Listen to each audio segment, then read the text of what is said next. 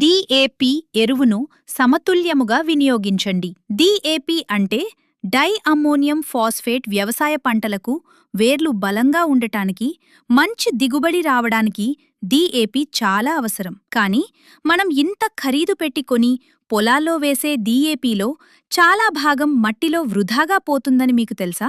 అవును, మన పొలాల్లో బస్తాల కొద్దీ వేసే డిఏపిలో కేవలం 20–30% మాత్రమే మన పంటకు ఉపయోగపడుతుంది.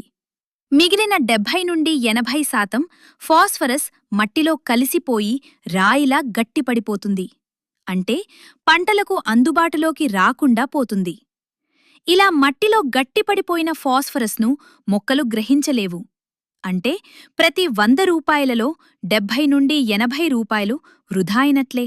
కాబట్టి మనం గుడ్డిగా ఎరువులు వేయటానికి బదులు మట్టి పరీక్ష చేయించి పొలానికి ఎంత అవసరమో అంత మాత్రమే ఎరువులు వేస్తే దిగుబడి తగ్గకుండానే ప్రతి సీజన్లో 2000–3000 రూపాయల వరకు ఆదా చేసుకోవచ్చు. అంతేకాదు, ఎస్ఎస్పి వాడుకలో సూపర్ అని పిలువబడే సింగిల్ సూపర్ ఫాస్ఫేట్ మరియు టీఎస్పి ట్రిపుల్ సూపర్ ఫాస్ఫేట్ ప్రభావవంతమైన ప్రత్యామ్నాయాలు కూడా ఉన్నాయి.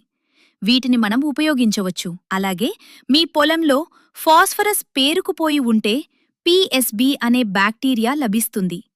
దీనిని మట్టిలో కలపండి. ఇది మట్టిలో ముందే గట్టిపడిపోయిన అందుబాటు రూపములో లేని పేరుకుపోయిన భాస్వరపు నిల్వలను ఫాస్ఫరస్ను కరిగించి మొక్కలు సులభంగా గ్రహించేలా చేస్తుంది. ఒకవేళ మీ మట్టిలో ఫాస్ఫరస్ ఇప్పటికే ఎక్కువగా ఉంటే ప్రతిసారి డిఏపి వేయాలనే పట్టుదలను వదిలేయండి. మీరు కావాలనుకుంటే ఒక సీజన్ ఎరువులు తగ్గించవచ్చు, లేదా ఒక పంటకు వదిలేసి తర్వాతి పంటలో వేసుకోవచ్చు. దీనివల్ల మీ దిగుబడిపై ఎలాంటి ప్రతికూల ప్రభావం పడదు. కాబట్టి గుర్తుంచుకోండి, మూసధోరణిలో కాకుండా అవసరాన్ని బట్టి డిఏపి ఎరువులను ఉపయోగించటమే సరైన అవగాహన. దీనివల్ల మట్టి సారం దెబ్బతినకుండా ఉంటుంది మరియు మీ వ్యవసాయం లాభసాటిగా మారుతుంది.